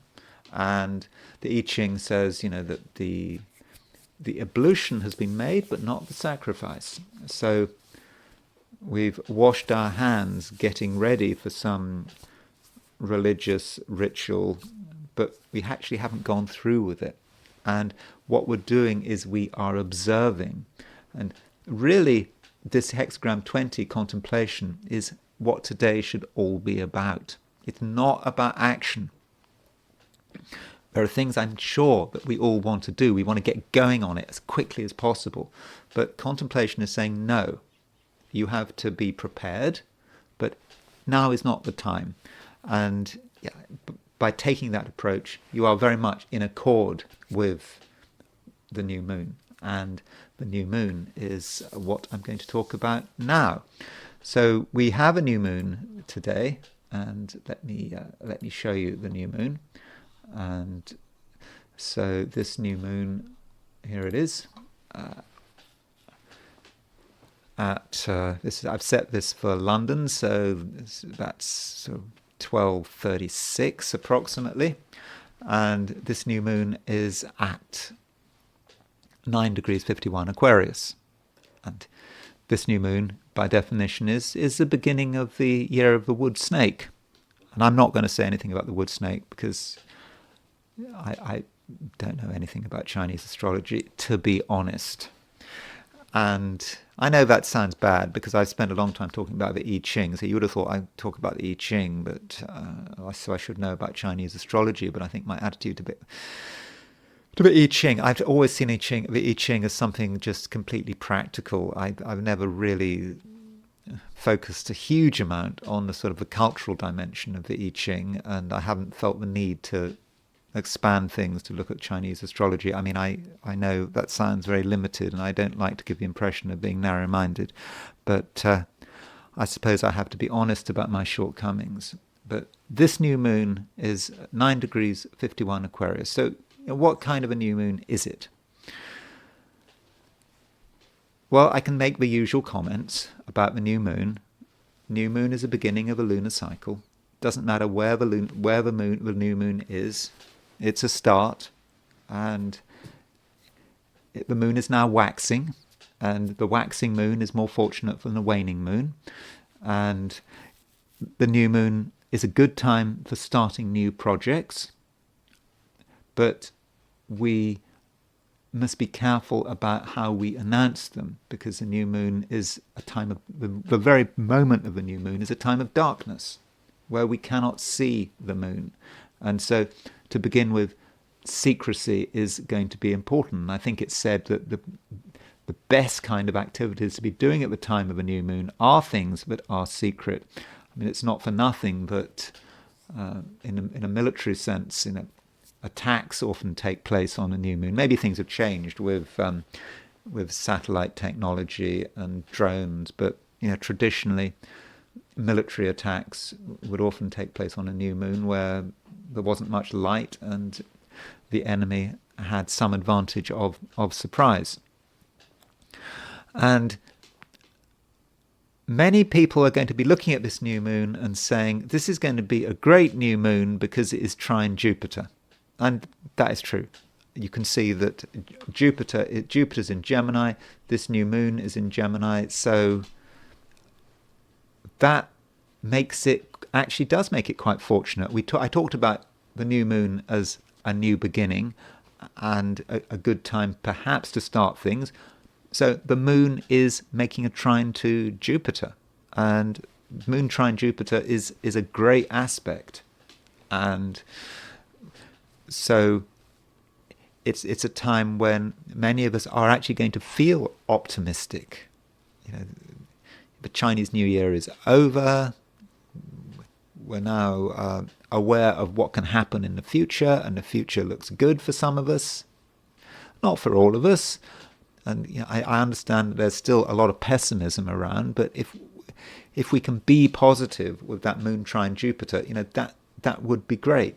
So there's definitely some positive things to be taken from this new moon. I mean, some people like the fact that the new moon is in Aquarius, and I suppose new moon in Aquarius, you might think Aquarius, the vision, the future, humanitarian. I mean, some people think that Aquarius is a humanitarian sign and it's nice and friendly. I'm not convinced about that. I mean, Aquarius is a sign that's ruled by Saturn, but still, I think that trine with Jupiter is something positive. And I suspect that for many of us, that might be all that matters. We lead our own lives, our personal lives. Moon trine Jupiter, we don't have to worry about collective dramas. Just get into that moon trine Jupiter. But what is a new moon? I mean, a new moon, obviously it's where the sun is conjunct the moon, but it's also a gateway. With these events like new moons, full moons, solstices, equinoxes, always regard them as a gateway. It's a moment of power when something is stamped. What is stamped? That new moon trine Jupiter, that is stamped on the world. That's stamped on the human experience. And I don't know how long you think a new moon is going to last for. It might be 2 weeks, might be 4 weeks. I suppose if you think it's a Chinese New Year, it could last for the next year. But I would have said this new moon is going to be lasting between 2 and 4 weeks. So that moon trine Jupiter is stamped on it. That's one of the things that is stamped on it. But it's not the only thing. This new moon happens at the time of a conjunction between Mercury and Pluto. It also happens at the time of a semi-square between Mercury and Saturn. So Mercury is linked with this. You've got a Saturn-Pluto semi-square, which I talked about a couple of days ago. You've got the Saturn-Pluto semi-square, and you have got Mercury aspecting that. So that aspect is stamped onto the new moon experience, very much so. And that does mean that there is going to be new information, new realities to take on board. It's actually, in spite of that moon trine Jupiter, it's quite a serious new moon. It's a new moon for serious thinking, and some of our ideas might have to be completely reconsidered with Mercury conjunct Pluto. We mustn't assume that we've worked everything out. We haven't. And information will come to light. We might not want it to come to light, but we're going to have to make some revisions in terms of our ideas. Plus, we've got Mercury semi-square Saturn. And Mercury semi-square Saturn can be about news.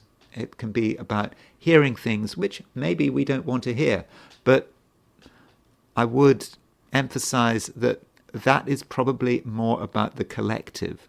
I think as individuals, we can probably just take away the fact that the moon is just trine Jupiter. New moon is trine Jupiter. In our own lives, we as individuals have choices. So if you are an individual, you have a lot of choice. If you are a country, you don't have much choice. If you are a politician, you don't have much choice. The more powerful you are, the less choice you have, because if you're a politician, particularly a senior politician, a prime minister or a president, you're effectively a puppet. You're an instrument of fate, and the universe will use you for whatever its purposes are. If you're a private individual, you've got more choice. And as a private individual, you can decide what you want to take from this new moon. Do you want to obsess about Mercury conjunct Pluto or Mercury semi-square Saturn? You can if you want. A new moon can be actually a great time for studying something very seriously. If you want to throw everything you've got into studying a difficult subject, now's the time to do it. It's going to work really well. It might not be pleasant, but you'll cover a lot of ground. So you can do that if you want.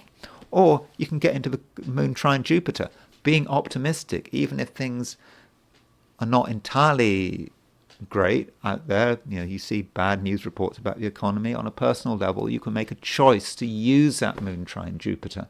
So maybe you can bring it all together. Moon trine Jupiter, optimistic, I can do it. I can also study lots of things. Not a lot of things, actually one thing. Mercury conjunct Pluto is quite an obsessive conjunction.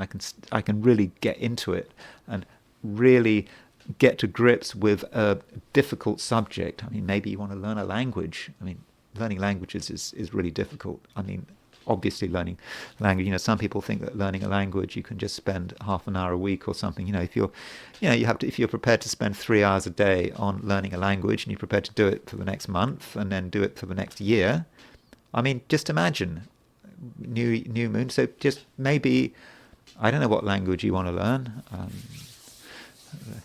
Maybe you want to learn something really difficult, like Finnish or Hungarian. I don't know. I mean, at least from an English point of view, Finnish and Hungarian are difficult languages. Maybe you can do it, but you've got to spend 3 hours a day for the next year and see where you get. But Mercury conjunct Pluto, semi-square Saturn, is about hard work.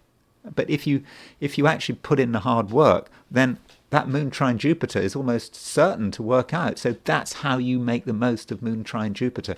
Moon trine Jupiter hates to be taken for granted. It gives you the opportunity, but you've got to put in the work. But I think with that new moon, you can put in the work. So that's how I would see this new moon on a personal level. I think there is opportunity there, but there's a certain amount of blood, sweat and tears there. And then I wanted to consider this new moon from the viewpoint of midpoints. And I wanted to look at the 90-degree dial. And the 90-degree dial does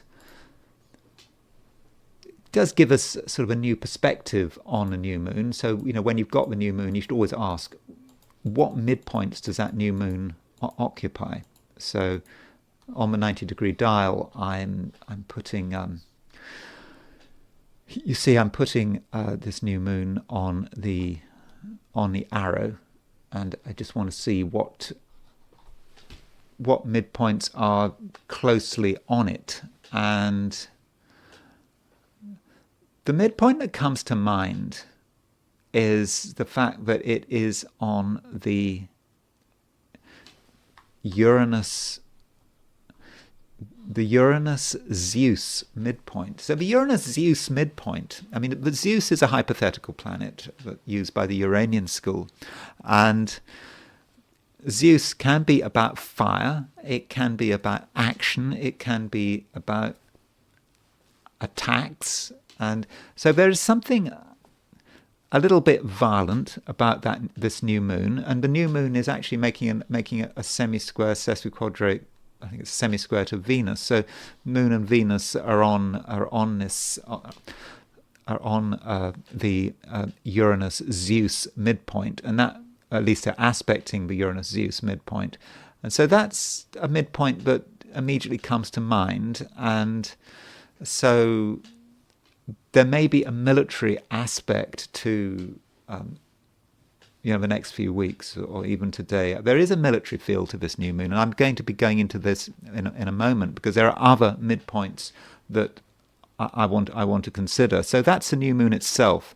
But what I'm quite interested in is the Saturn midpoint. This is happening at the time of the new moon, and so if we use a 90-degree dial and we put Saturn on the pointer,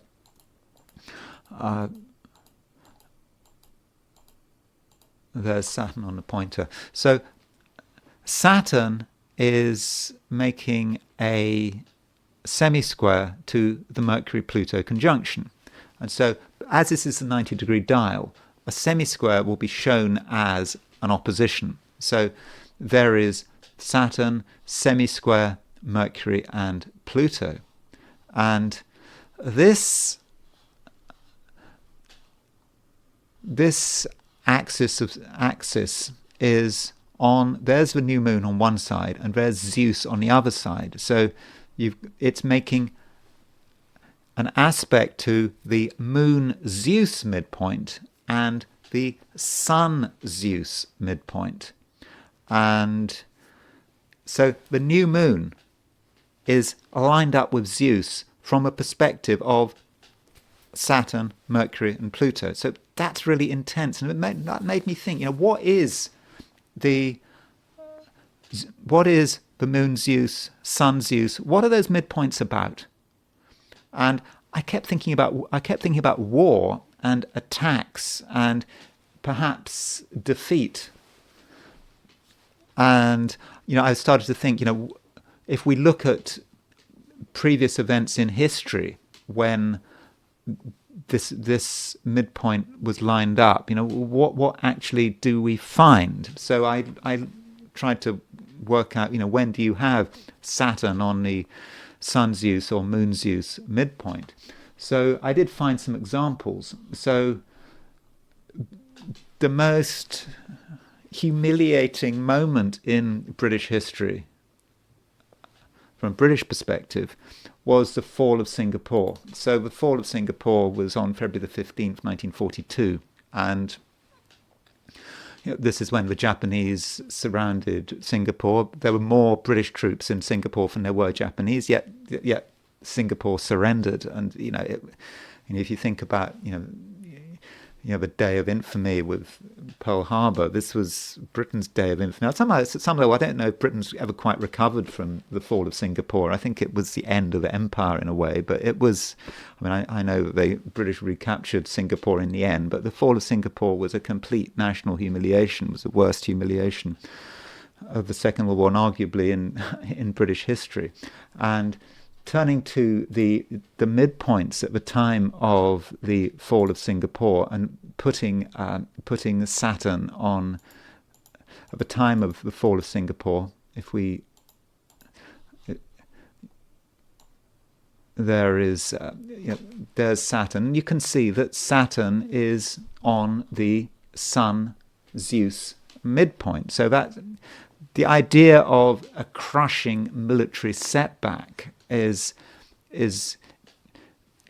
shown by that Sun on the Saturn on the Sun Zeus midpoint. Of course, for the Japanese, it was a tremendous victory. So you can look at these things in two ways. But the idea of a crushing, overwhelming defeat. Well, it shouldn't have been an overwhelming defeat because there were more British soldiers than there were Japanese, but the British still surrendered. I think not just British. I think Australian soldiers and other Commonwealth soldiers were captured. So. That's an example. Another example was the surrender of Denmark. I think it surrendered very quickly. They didn't have much of an army. So when the Germans walked into Denmark in 1940, there you can see that Saturn was.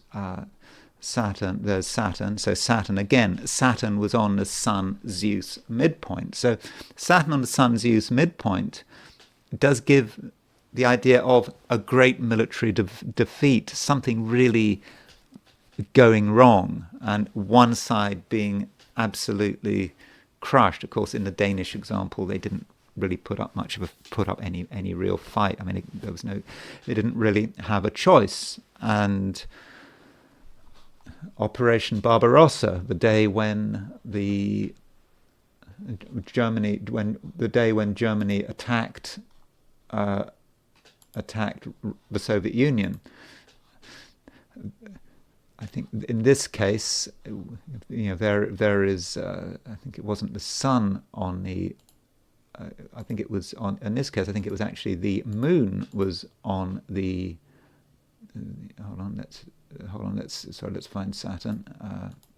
Where's Saturn gone? Bear with me. So if we put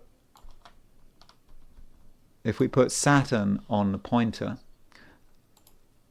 then Saturn is on the moon Zeus midpoint. So we're getting this idea of something going wrong, and it historically, there does seem to be a military sense to it. Now, this is an example of a Russian setback, of Russians being defeated. A recent military event was the Kursk offensive. So the Kursk offensive was on August the 6th, 2024. This is when the Ukrainians attacked Russia, not just Russia as in its new borders, but Russia on its old borders. And so they captured this town, Susa, and they captured a great chunk of Russia. And so you could say that this was a time of humiliation for Russia, and at the time of this defeat, again you can see Saturn was on the Sun Zeus midpoint. Now the fall of not the fall of Susa, but this offensive was not necessarily good for either side. I think from a Russian perspective it was short term a major embarrassment. From a Ukrainian perspective, they had a target. The general view is that they were trying to capture a nuclear power plant in Kursk, and even better, there was a stockpile of tactical nuclear weapons. And so that might have been the ultimate Ukrainian target, but they didn't make that target. So it was a humiliation for Russia, yet it was also a time when Ukraine probably didn't achieve its actual goals. I mean, it's still in Kursk. It's taken huge casualties. I think the general view is that the Ukrainian incursion into Kursk hasn't worked out very well, even though they're still there, because they had to divert a lot of stuff, and it didn't help them in the Donbass. But the reason I'm talking about these is because I'm trying to understand the new moon, and this new moon does have Saturn on the Sun Zeus midpoint, and also on the moon Zeus midpoint. So what I'm trying to say is that this new moon might indicate a time of some kind of defeat. There's maybe a military aspect to it, a real frustration that something is not happening from a military perspective. And then there's a question of what countries are going to be impacted by this new moon. So if we look at astrocartography, here's astrocartography for the world, and what countries get impacted by it. You can see that there's Saturn and Venus go through Ukraine and Russia. I'll be talking about that in a moment. What I also noticed is that the new moon is exactly on the IC going through New Zealand. So let me actually blow that up to show you show what's happening in New Zealand. I haven't really talked about New Zealand much in my videos, but if we don't want to detail that. Okay. So that's a map of New Zealand. And then you can see that this is a new moon line. And so there's Wellington, which is the capital of New Zealand. So this new moon goes right the way through, almost through Wellington. And so it's possible that this new moon is going to have some impact on New Zealand. I don't know what happens in New Zealand. I'm afraid I know absolutely nothing about the country.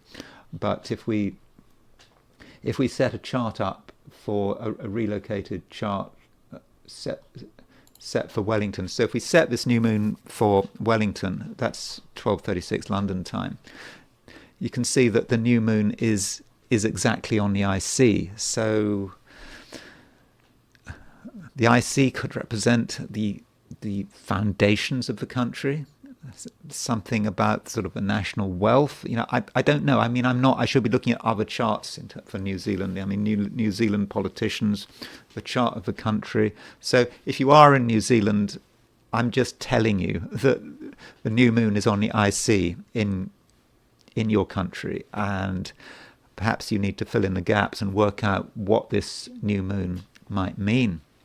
Now, I've talked about war, and I noticed that Saturn, Venus are hitting Ukraine. They're hitting Russia. So, let's be a little more specific about it. Here is the new moon set for Kyiv, however you want to say it. And so this new moon set for Kyiv, we have the midheaven is at 1728 Pisces. In other words, Saturn is exactly on the midheaven in Kyiv. The midheaven can represent the government. It can represent those in authority. Having Saturn on the midheaven is also about where the country is trying to go. And you might say that this is really quite frustrating for Kyiv. Also, you've got Mars in the first house. Mars within 5 degrees of the ascendant. So in terms of what's happening in Ukraine and where the war is going, I think that when we look back at the fact that Saturn is on the Sun Zeus midpoint and the Moon Zeus midpoint, we maybe should be looking at some kind of defeat, in Russia or in Ukraine. Now, it could be that the Russians get defeated, or it could be the Ukrainians get defeated. When I say defeat, I'm not necessarily talking about the whole war, but there may be a particular part of a war where there is some kind of crushing collapse. Now, again, it could be a Russian collapse, it could be a Ukrainian collapse, but this new moon does have Saturn on the midheaven, and that makes me think that it's more likely to be something involving the Ukraine. But what about Moscow? What if we set the new moon up for Moscow? So if we set the new moon up for Moscow, we have a midheaven at 25/8 Pisces. So that means we've got Venus exactly on the midheaven. Now, Venus is the planet of victory. And I think that there is an argument here, if we compare the new moons set for Kiev and set for Moscow, that we also are aware that Saturn is on the Sun Zeus and the Moon Zeus midpoint. This might indicate that over the next month, maybe even over the next 2 weeks, there's going to be a particular military encounter which is devastating. I would suspect for Ukraine. I mean, I may be wrong, but something which is newsworthy. Remember I talked about past events, and I'm thinking particularly of the fall of Singapore. I'm not saying it's going to be on the level of the fall of Singapore, but some kind of defeat, some kind of reverse. So that's what occurred to me. I mean, it does seem to me that we do have the signature there, and I know that the war is continuing to go very badly for Ukraine. I mean, it's amazing, isn't it, that if you look at the mainstream media, it's still, the Ukrainians are still doing well, and it's still okay for them. But it's not. I mean, clearly, it's not going well for Ukraine. And I think it was reported that Budanov, the Ukrainian general, he apparently said that, according to him, Ukraine has got 6 months left, and after 6 months, that's it. I mean, it's so even from a Ukrainian perspective, we're coming to the end unless Trump can persuade Putin to back off or have a ceasefire or whatever. But I think with this new moon, there is some astrological evidence that it could actually be very difficult for Ukraine. And I think that's all I've got to say about the new moon. I think from a personal point of view, I think this new moon could be really good. It's a time to be studying things and to be really committing yourself to something, because you want to make the most of that moon trine Jupiter, and that moon trine Jupiter is not going to be given to you on a silver plate. You're going to have to really work for that moon trine Jupiter. And so if you can commit yourself to something, really push yourself. It might be painful, but through that pain and through that effort, whatever it is, spending 3 hours a day for the next year learning Finnish, or whatever else you need to learn, or whatever else you want to learn, you'll definitely, I think, be able to gain from that.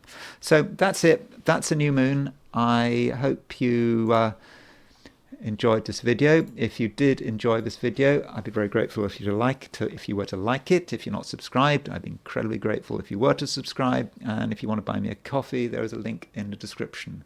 And I will talk to you again tomorrow.